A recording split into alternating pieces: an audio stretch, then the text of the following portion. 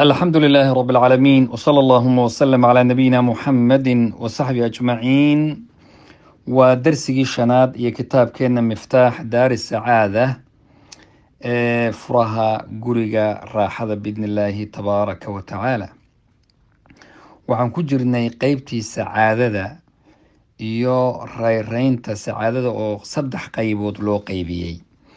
qaybtii haddaba u dambeysay oo ahayd midda dhabta oo xaqiiqada ah baa sheekhu wuxuu leeyahay middaasi waa mid juhdi badan u baahan. aktharul khalqi dadka intooda badan ma jecla inay sacaadadan oo taxsiilka cilmiga ay raadiyaan. sababtuna waa maxay? waa liwucuurati dariiqiha, yacni waddada loo maro cilmiga waa mid adag weeye. waa mid adag, waa mid in la xasiliyo cilmi la bartana waa tacab iyo waxaa laga kulmaa mashaqo. waxaana loo maraa yacni jid adag baana loosii marayaa dayib oo tacab iyo dhibaato ku jirto. lagumana gaadho cilmiga ilaa juhdi weyn inuu qofku bixiyo ma ogiye.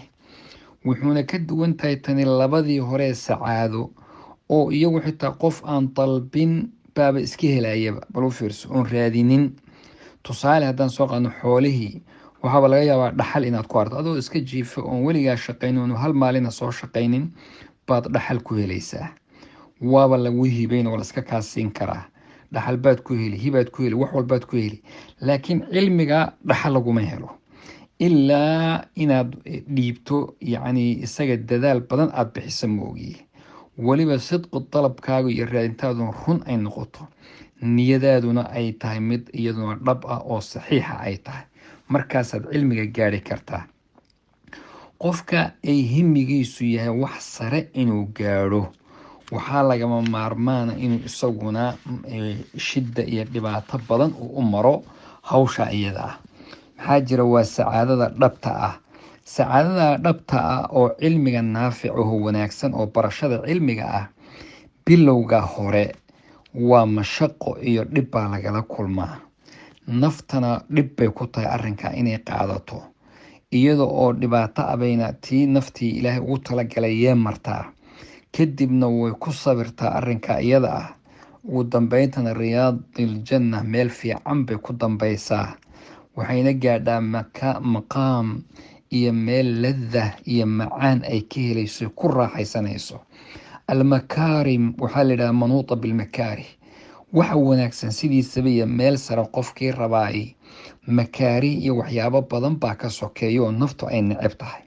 sacaadadana iyo rayrayntana laguma gaadho ilaa la gudbo dekadii mashaqada. yacni mashaqadiibaa dekad laga dhigayaa, ama waxaa laga dhigayaa bridge, yacni waa jaranjaro la gudbayo. ilaa jaranjarada aada gudubto ma gaadhaysid sacaadadii iyo wixii wanaagsanaa. safiina waa inaad doon iyo markab dadaal iyo ijtihaadna aada arrintaa iyadaa u marto.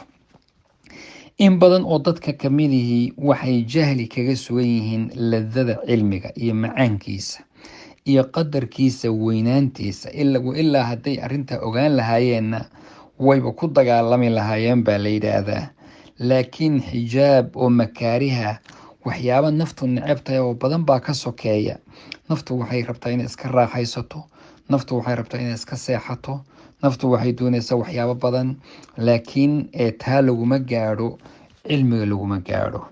haddaba raxmada rabbi waxaa ka mid ah iyo birigiisa waxaa ka mid ah addoommaha uu u naxariisanayo inuu naftooda ku jebiyo anwaac almasaa'ib. bal u fiirso, waa masale kale.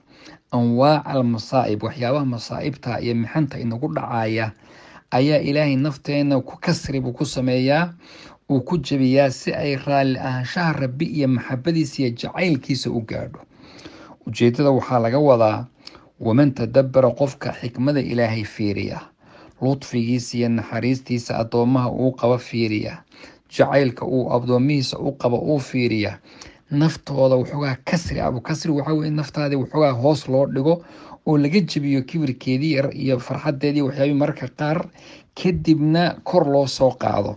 tusaale haddii aan ka soo qaadno, qofka dembiga markuu gelayo waa naftiisi oo kasri lagu sameeyo oo la jebinayo, laakiin toobadu ilaahay haddana subxaanahu watacaala ku kaba yani waa la kabaya naftiisa waxa lagu kabaya tooba inuu ilaahay waafajiyo maqfiriya dambi dhaaf inuu ilaahay siiyo masaa'ib baa kugu dhici maalin walba qof baa dhimanaya qof baad waa naxdaysa adigaa jiranaya waa masaa'ib iyo maxan kugu dhacaysa laakiin haddana waxaa lagu kabaa caafiyadiiyo nicmo inuu ilaahay ku siiyo subxaana wa tacaala marka arrimahaasi albaab weyn ayay qofka u furayaan oo macrifada rabbi iyo maxabadiisa ah wuxuuna ogaanayaa qolku inuu ilaahay subxaana wa tacaala jecel yahay addoomihiisa ugana naxariis badan yahay hooyo ilmaheedii ka dhumay sida ay u raadisa markay hesho say hooyooyinku ilmaha u jecel yihiin si ka daran ayuu ilaahay subxaana wa tacaala inagana inoogu naxariistaa haddaba taasina waxa weeye qofkaasi aqoonta kolba inta uu alle u leeyahay subxaana wa tacaala